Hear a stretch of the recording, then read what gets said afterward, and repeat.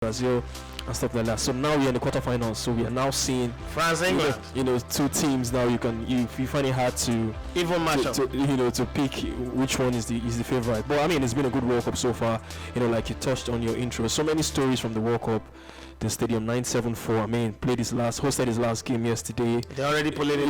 It's gonna be dismantled. I mean, how do they do that? 974 shipping containers to construct a stadium. Qatar is the best, and people should accept it that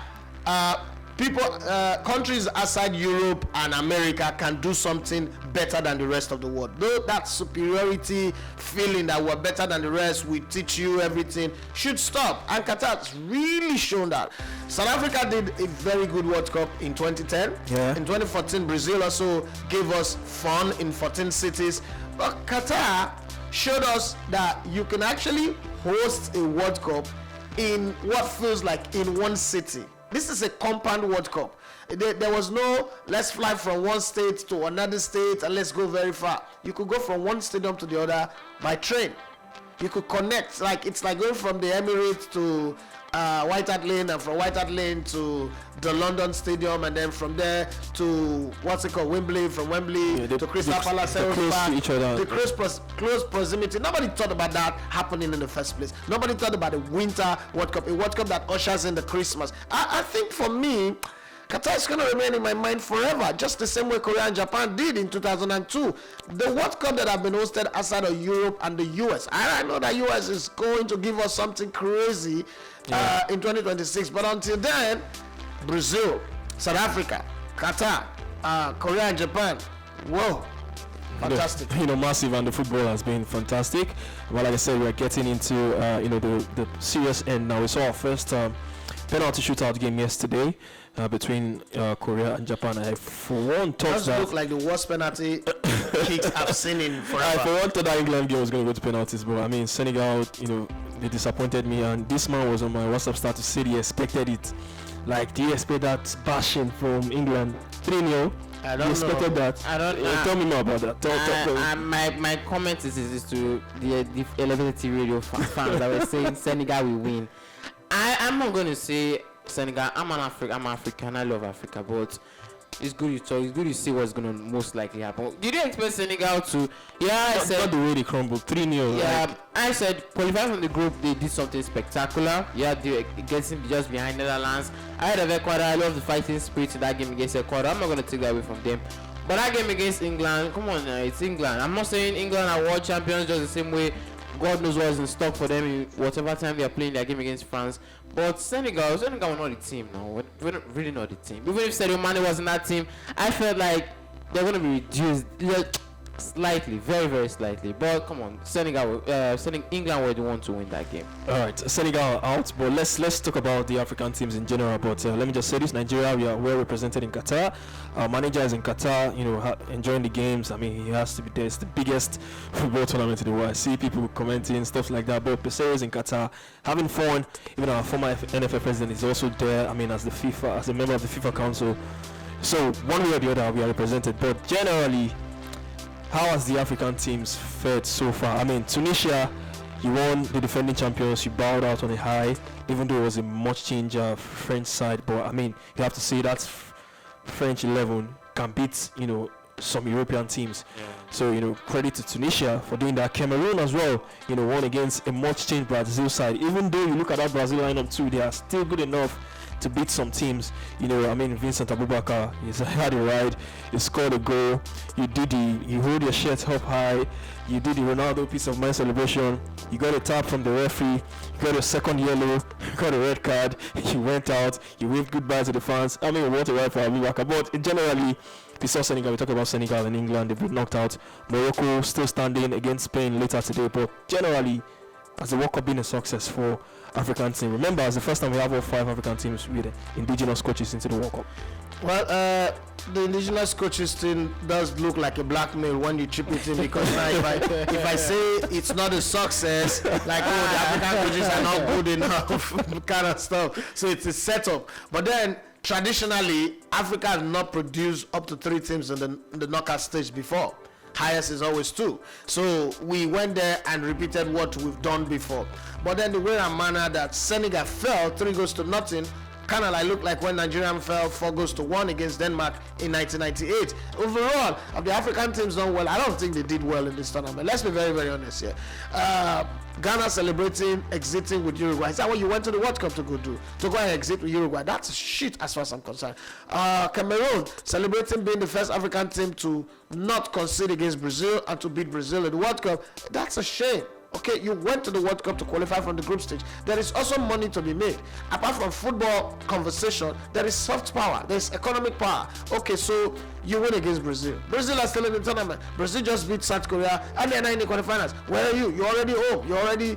Some of you are holidaying, some of you are getting beat, some of you are getting shouted out. That's not the thing you go to the World Cup to go do. And a player like Abubakar should have the common sense, the presence of mind to know that, okay, I've collected 1 yellow card, I can't afford to do this. But then he went on to do what he did and see what it resulted in. I just think that Africa's problem is not player quality or the coach that is on the bench.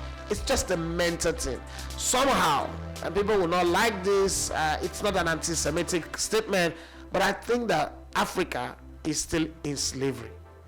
Africa is still caught up in this, my masters are better than me.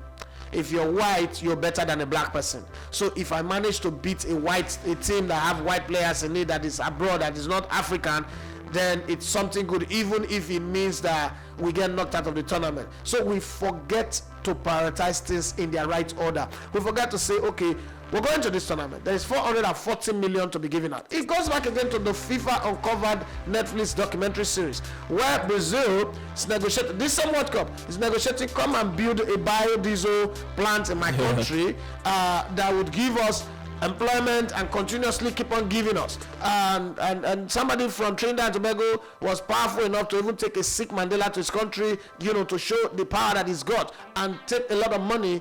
The Africans in that order, from Amos Adamu to Issa Hayatou and all the Africans that were mentioned, were collecting a paltry 1.5 million to put in their back pocket to feel good. That's Africa for you.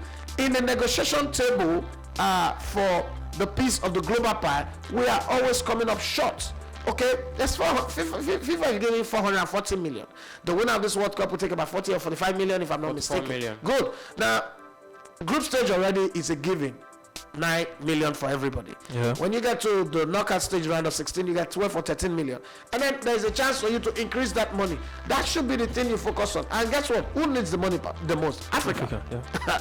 Africa needs the money the most. But Africa is not playing for soft power. Africa is not playing to show that, okay, we need this money, we can go get this money, and we need to push for it as best as we can. Rather, they just play and, we can dance during training. Our fans can be noisy. Well, for the record, the largest fans in this tournament is Brazilians and then the Argentines. So we're not even the loudest when it comes to making noise in the stadium and dancing and jumping around and being colorful. For the Africans, I think Morocco is for Africa. Yeah, because Morocco is. But you see, the thing is, it's the World Cup. This is not the African Cup of Nations. Yeah. So we cannot just isolate the African noise. We measure the noise with the best in the world right now. If you have a chance to progress, go for it and progress. Make more money, put your country on the map. I mean, you see, why do you still wonder why Africa have not gotten to the semi-finals of the World Cup? The reason is simple, because we don't even see ourselves as good enough to be there. When we're still celebrating being the first to beat Brazil, I mean, what medal do you get for that? We came out with Uruguay. We have revenge. Revenge, Uruguay beat you 2-0. When we now notice that, I mean, when we now notice that they need one more goal to qualify, we now decided to defend tight. If you could defend that tight, why didn't you start defending tight from the beginning? Amati should be shot, should be beaten. Okay, maybe not shot. That's way too much. But saying that was the most stupidest thing anybody would say. I mean, I can't have that kind of player playing my team, because the mentality is wrong from the beginning. So you're telling me that you let them score, and then when you realize that they needed one goal, and you now found out that Korea has scored, is ahead, and they needed one goal, that's why you defended well. Okay, so since you've not been defending well, that's what you're telling me. That's preposterous. That's ridiculous. Okay, I mean, I feel for Tunisia. Okay, the way they went out of the tournament, the pain, I saw the pain in them. But Ghana celebrating losing, that they saw Suarez crying. Suarez alone is better than every Ghanaian player that have played football. Let's not start arguing that Masa Desai is a Ghanaian, because that's the one that I will not take. Okay, footballers that become Africans at their retirement is not. Masa Desai play for France, but for every Ghanaian player, and include Abedou Pele on that list, Suarez alone dwarf every Ghanaian player that have played football since inception of their football history. So what are we saying that you saw Suarez cry and he gave you joy? Momo people. Better than some of the African teams for you. How would you say they fared at the World Cup so far? Obviously from the start, I knew that Senegal, inclusive of Sadio Mane, who could have most likely gone through. Them going through without Sadio Mane, that's a whole lot to do. And I felt Tunisia were going to qualify. This is because I felt France was just going to come to this competition, and the holders course was going to keep on playing with them. And especially with Denmark being in their team, because Denmark and France are just like Argentina and Nigeria. I felt Tunisia were going to come in second, but they didn't try. But at least they defeated the world champions, so that's a whole good thing there. Morocco are true as well. I feel Ghana and Cameroon, I knew they were going there to play, and a lot of people saw Ghana as whipping boys. And the moment they came back to 2 goals to Portugal and they defeated South Korea, everybody's mentality changed. Including mine, I felt like they could have done something against Uruguay, considering the whole politics and what was the past that is there. And Cameroon beating Brazil, that's beating Brazil, but overall, Abubakar, that's a total mistake there. That's it. I don't care if you're trying to emulate the greatest in the game, but your team, your country, and your team, if I may put it that way, are in a bad situation, and you scored in the 90th plus 2 minutes, and then you turn it to a joy of yours when there's a whole lot more at stake.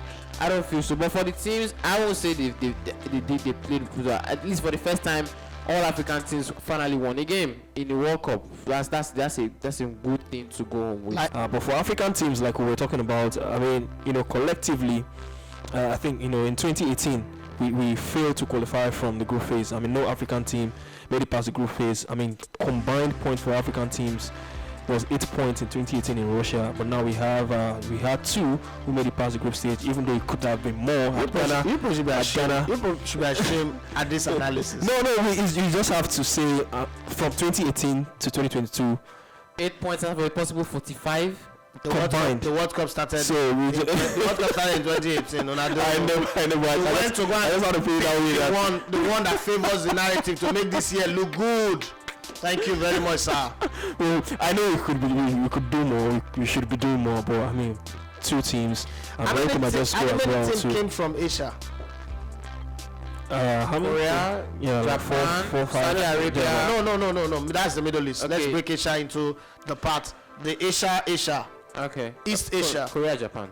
Where did they get to in the tournament? The round of 16. Fantastic. Anyways, 100% record. Yeah, 100%.